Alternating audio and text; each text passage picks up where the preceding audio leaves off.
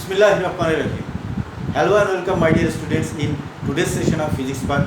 In previous session we discussed about vector, unit vector, square unit vector and position vector. Today we will try to learn and understand laws of vector addition. There are 5 laws of vector addition. Number 1 general law, number 2 triangle law, number 3 law of parallelogram or parallelogram law, number 4 components law and number 5 law of polygon. Now what is general law?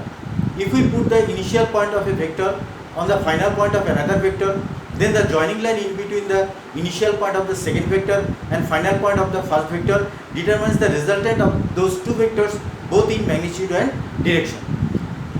In figure, vector q is represented by straight line AB both in magnitude and direction. Here, length of AB is the magnitude of vector q and direction from A to B is the direction of vector q. Vector P is represented by straight line OA. Here O is the initial point of vector P and A is the final point of vector P. Now OB is the joining line in between the initial point of the second vector OA, that is vector P, and the final point of AB, that is vector Q. Therefore the straight line OB represents the resultant of those two vectors, vector P and vector Q. It will be vector R equal to vector P plus vector Q. Therefore the length of OB will be the magnitude of the resultant vector R and the direction of the resultant vector R will be from point O to point B. Triangle law. If two vectors are represented as two consecutive arms of a triangle, then the third arm will oppositely determine the resultant of those two vectors both in magnitude and direction. In figure, vector P and vector Q are represented as two consecutive arms OA and AB of triangle OAB. Therefore, OB will be the resultant of those two vectors both in magnitude and direction. So, vector R is the resultant of vector P and vector Q. Therefore, the equation will be vector R is equal to vector P plus vector Q. Now, to determine the magnitude and direction of the resultant vector, we have to draw a perpendicular on the extended part of OA. Therefore, the perpendicular will be BC. Here, alpha is the corresponding angle in between vector P and vector Q. Remember, angle OAB is not the corresponding angle in between the two vectors. Alpha will be the corresponding angle in between vector P and vector Q. Now applying Pythagoras theorem on triangle OBC, we will have OB square is equal to OC square plus BC square. Therefore, OB square will be equal to OA plus AC whole square plus BC square. Implies that OB square is equal to OA square plus 2OA into AC plus AC square plus BC square. Therefore, OB square is equal to OA square plus 2OA into AB cos alpha. Since AC by AB in this triangle ABC, AC divided by BC is equal to cos alpha.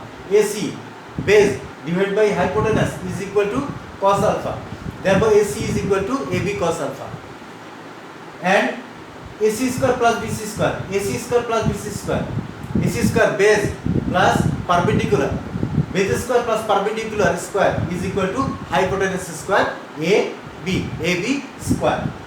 Therefore, the line will be OB square is equal to OA square plus 2OA into AB cos alpha plus AB square. AC square plus BC square is equal to AB square and AC is equal to AB cos alpha. Finally, R square is equal to P square plus 2PQ cos alpha plus Q square. Here OA is equal to P and AB is equal to magnitude of Q and AB is equal to Q square. AB square is equal to Q square.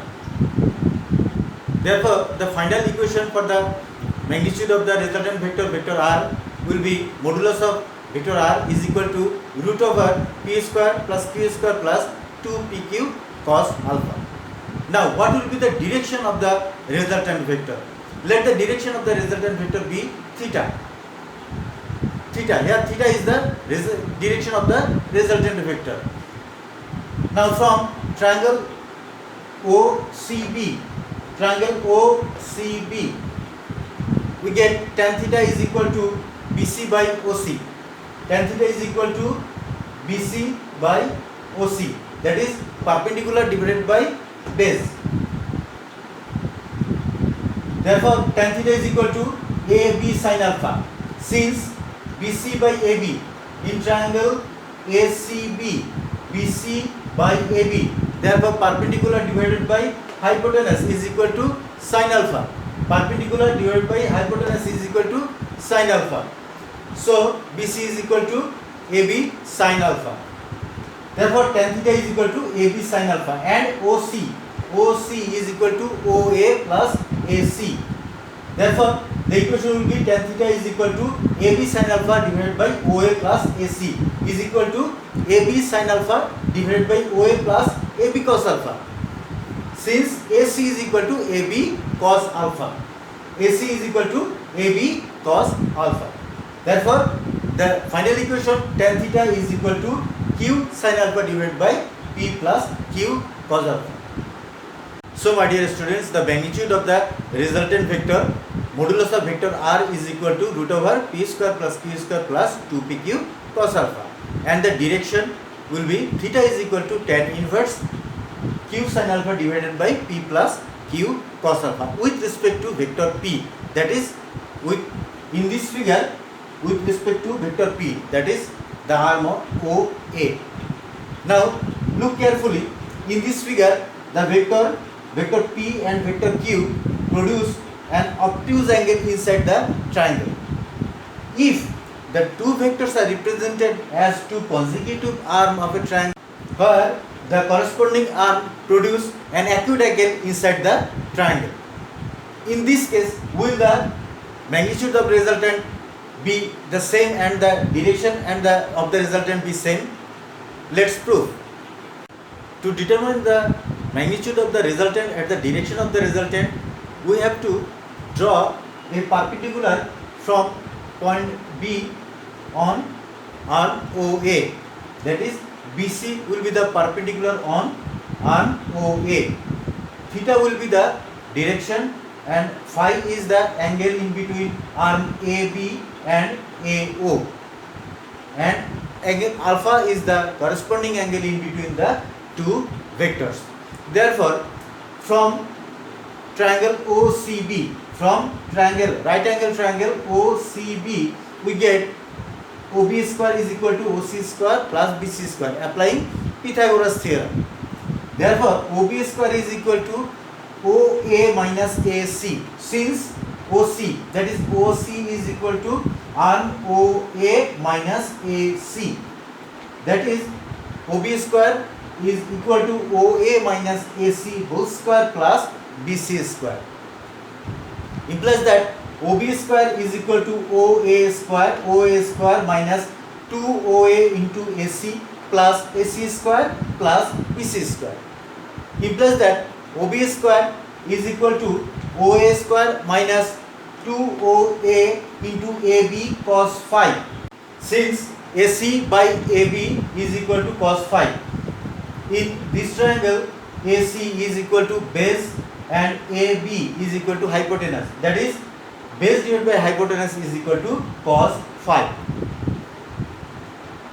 plus AB square, since AC square plus BC square, AC square plus BC square, base square plus perpendicular square is equal to hypotenuse square, implies that OB square is equal to OA square minus 2OA into AB cos 180 degree minus alpha, where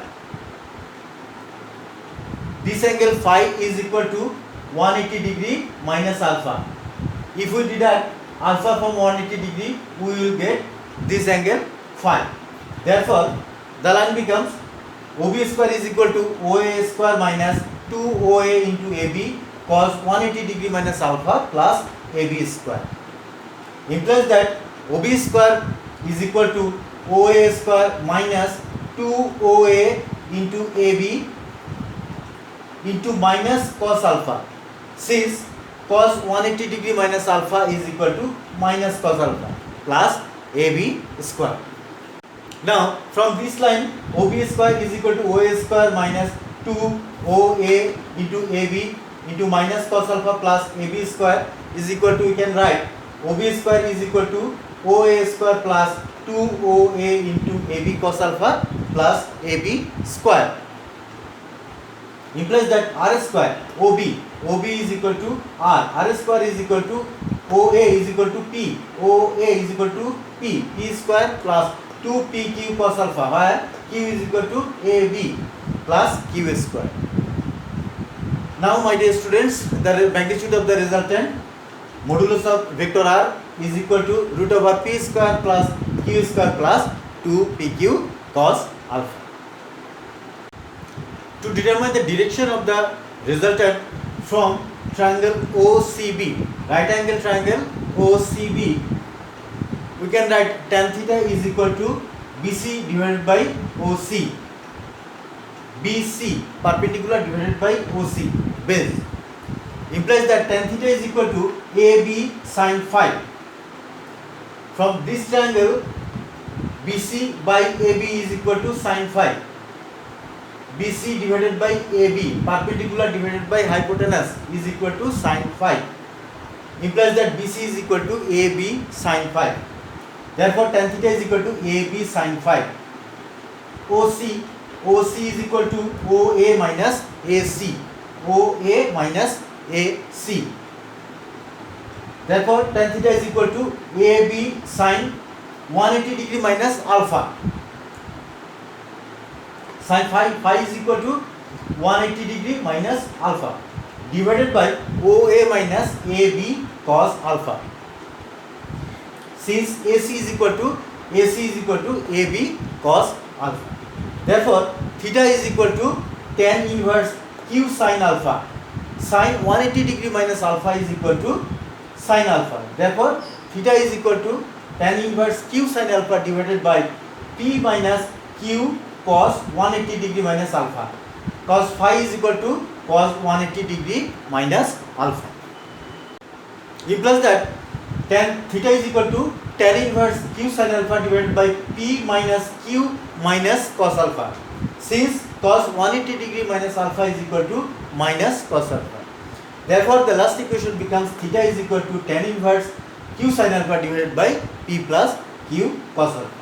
So my dear students, for both cases the magnitude and the resultant becomes the same equation. That is R equal to modulus of R is equal to root over P square plus Q square plus 2PQ cos alpha, which is the magnitude of the resultant, and theta is equal to tan inverse Q sin alpha divided by P plus Q cos alpha, which is the direction of the resultant. So my dear students, that's all from today's session. The next session we will try to learn and understand parallelogram law and components law and law of polygon. Hope you have enjoyed well. Thank you and Allah Hafiz.